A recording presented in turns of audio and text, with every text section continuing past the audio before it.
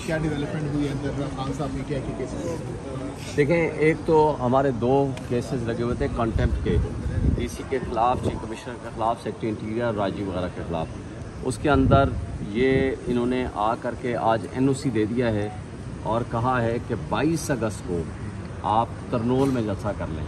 Court ने को हमने बता दिया है कि जी 22 अगस्त नहीं, हम 2 आज मांग रहे हैं। एक ये है कि हम जलसे की इजाज़त मांग रहे हैं 13 अगस्त को, यानी 14 से रात को, जिस दिन यौम आज़ादी हासिल हुई है, और उस हवाले से हमारी एक होगा।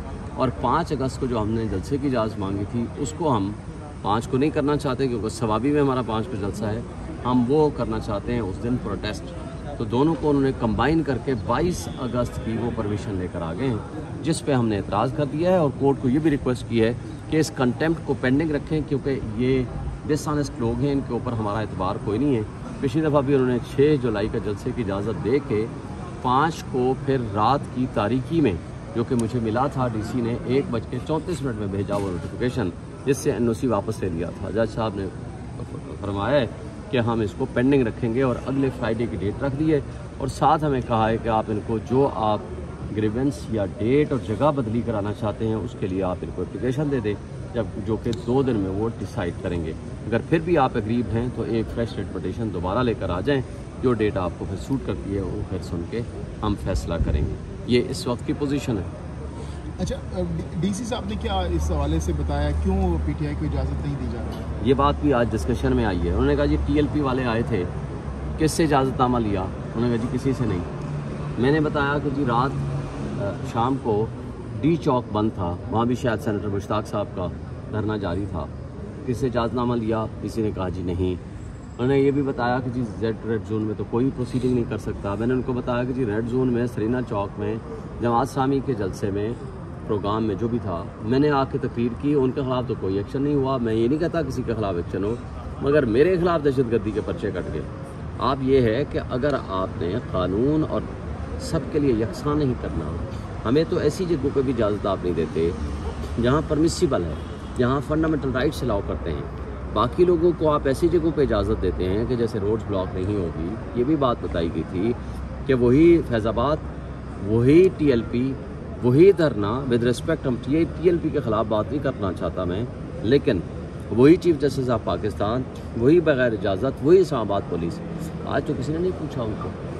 फिर डीसी साहब ने कहा जी ये बगैर पूछे करते हैं, ये पूछने आते हैं। मैंने कहा हमारी गलती ये है कि हम कानून और इंसाफ के मुताबिक चलना चाहते हैं, और अगर कानून और इंसाफ ये इजाज़त देता है तो हम भी बगैर इजाज़त के कर लेते हैं। तो उन्होंने फिर इस पर कहा है कि नहीं, आप एप्लीकेशन दें, कोर्ट ने कहा है, और इसको 2 दिन के अंदर डिसाइड करें। और एक वर्बल ऑब्जर्वेशन दी है कि कोई एक जगह मुख्तस करें जहाँ प्रोटेस्ट की जगह हो। ये मैंने भी प्रपोज किया है। एक परमानेंट बेसिस पे एक कैपिटल है। आज इक़्तिदार हमारा है, आज इक़्तिदार किसी और का है। जो पार्टी भी बरसर इक़्तिदार होगी, किसी ना किसी को ग्रीवेंस होगा।